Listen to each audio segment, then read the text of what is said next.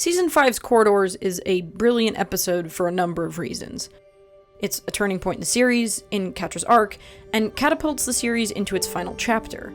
It's the catalyst for an eventual new member of the Best Friend Squad, and sets Catra on the path to eventually saving the world with another 11th hour decision. This is the moment we've been building to from day one. And it's all framed by a lovely, simple bit of symbolism.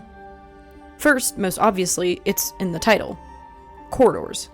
This refers to the literal corridors where Catra makes her choice, the corridor in her memory, and may also be a reference to the phrase corridors of power, those elite channels in which important decisions are made. Catra's whole survival mechanism hinges on having access to these, ingratiating herself with those at the top to keep herself safe. And finally, corridors as a site of change, as passageways between.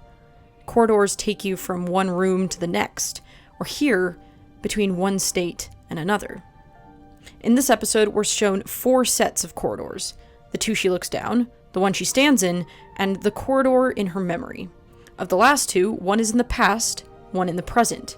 One covered in light, one hidden in darkness. One in which Catra's insecurities over Adora having other friends cause her to hit Lonnie, the other where a new clarity leads her to save Glimmer. We're given this flashback in piecemeal, reflecting on it as Catra does. But why this flashback? And why now? It's not an arbitrary memory. It shows us the exact feelings that have led her to the place she is now. She wasn't Adora's priority, so she believed she didn't matter at all. It's the safety, friendship, and love she turned away from because she didn't believe it could be real. But here, as alone as she's ever been, she's able to remember. I am your friend, Catra. I'm always gonna be your friend. The most heavily symbolic image we get this episode is this lingering shot of Catra staring down 2 corridors. One dark, one light. I guess one of the clones forgot to change the light bulbs. By the end, she says sorry, saves Glimmer, and embraces her emotions rather than run from them. And as she does that, we're to presume that she chooses the light. But what if she didn't? Light and dark are typically associated with good and bad, but it's not about typical associations. It's about what's in the text. Within the language of this season, light is associated with someone unequivocally bad. Horde Prime. She is chosen, basking in the light of Prime's favor. Worlds that I brought into my eternal light. And I brought her to the light. Cast out the shadows, cast out the shadows. Light in the environment in which this shot is situated is something abrasive, invasive, purging. It purges identity. But in Catra's choice, she reclaims this identity, reclaims her narrative to be about her, not about someone else. For the first time in a long time, it's not about protection, not about power, not about proving somebody wrong. So, if she doesn't choose light, then what's down the other corridor? The dark one. We see that dark is where she finds that identity again. The safety of that quiet moment with Adora, that embrace, that reassurance. That's what brings her back. It's the memory of when they were children, nestled away where no one else could see them, stolen moments of softness and intimacy. Catra may have hidden in the dark when she was afraid and hurt, but Adora willingly sat with her.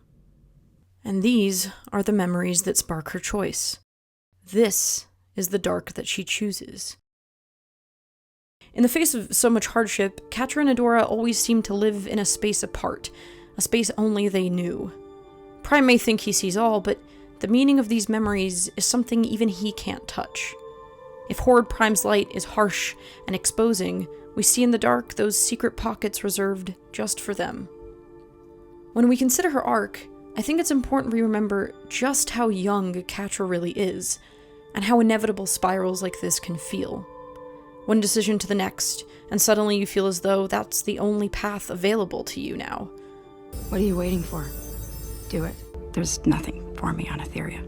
All I do is hurt people. There's no one left in the entire universe who cares about me.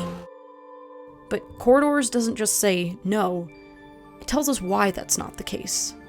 It's only too late when you've resigned yourself to that, but there's always another choice to make. So with this simple flip of its symbolism, Corridors is almost like a little poem. beautiful, subversive, and kind.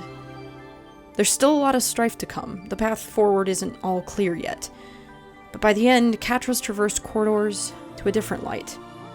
Not the purging white of Prime's halls, but the new, warm light of loving and being loved.